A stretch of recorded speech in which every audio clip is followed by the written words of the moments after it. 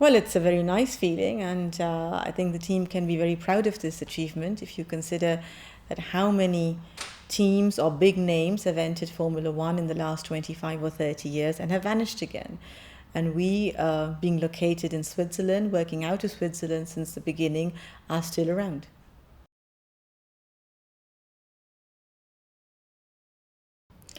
Well, a lot has actually changed in Sauber and the Sauber group of companies, starting already at the middle of last year when we had a change of ownership.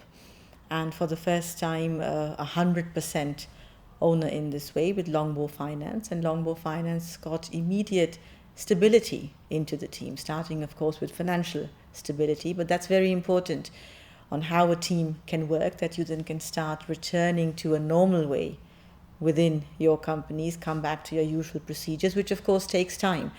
But it very instantly gives a different kind of motivation to the people working here.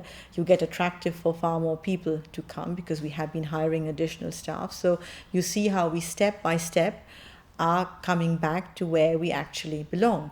So that's just concerning Sauber. But at the same time, you're having other big changes around us and in the sport.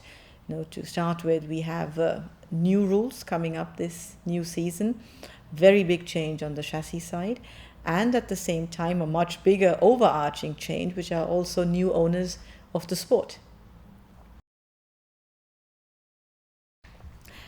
I'm pretty confident that the target we have set, that we want to be again established in the midfield, will be achieved. Now, I know it's going to be a process which works step by step. It'll take its time till we are there, till we can be competitive in that span.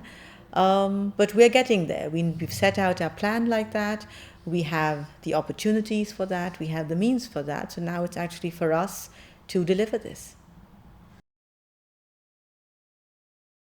We expect that they will be part of this vision and they will do everything they can, extract everything from the car, show their performance, that we can achieve this target of establishing ourselves again in the midfield. Well, it's a bit early at the moment to say that it's all harmonious. I certainly hope so, because we're just starting with both of them together. But what's very important is that they will be fair with each other and towards each other. They'll be respectful towards each other. And at the end of the day, they have to understand that their interests have to be subordinated to the team's interests. It's very challenging and difficult because the environment we are working in has become far more challenging for a private team than a works team. You have to, on the one side, look at how the rules have been developing. Things have been getting more and more cost intensive every year. The kind of restrictions we had many years ago have all been softened or opened in some way or the other. So you again can start spending much more money than you could do maybe a couple of years ago. And there are no ways to control that, because those kind of control mechanisms, whatever they were worth, are just not there in place anymore. So the costs are going high. The rules are, of course, supporting that.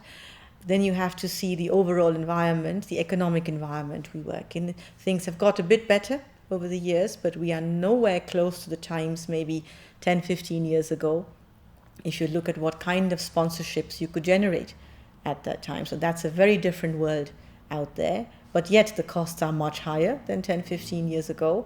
And then, of course, you also have to look at the distribution system in Formula One, because the funds are definitely not being distributed in a way which support private teams. It's actually the contrary. So you have to basically be fighting at all ends.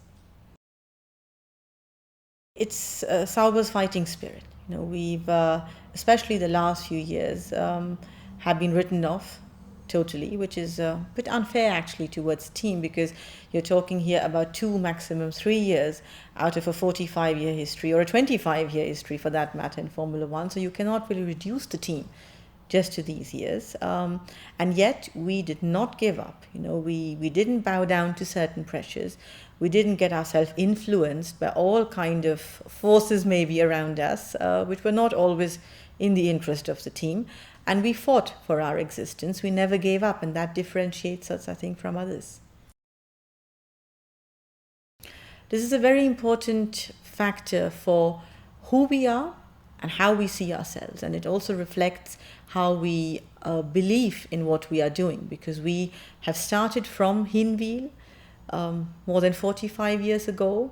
We have always had our base here, nowhere else. And this is the very base which also has been so attractive to other big partners to actually come here and not try to take this base somewhere else. So it really is part of our history, and for us it's also part of our future. Well, clearly we are a Swiss team. We have been founded as a Swiss company. We have, maybe apart from a few years, always driven under a Swiss license. So being Swiss is part of our corporate DNA. But at the same time, one also has to say that we are focused equally European, on a European way of things, and an international way, which is also shown that how big companies from an international level have also come and chosen us as their partners. So from that perspective, we are clearly Swiss, and the usual attributes you would give to a Swiss company are that you work with the precision, with the reliability of a Swiss clockwork, which is definitely valid for us, but I guess also for other competitors in the sport. What again differentiates us there is our relentlessness, in a way, the way we want to do things, we don't give up. And equally important to us is our independence, because we are independent from overarching brand strategies or other corporate strategies. Equally, there's no dependence to any other Formula One team. So we really can act for ourselves on our own within the Sauber group of companies. And I think all this together makes us also very attractive as a solid platform for partners.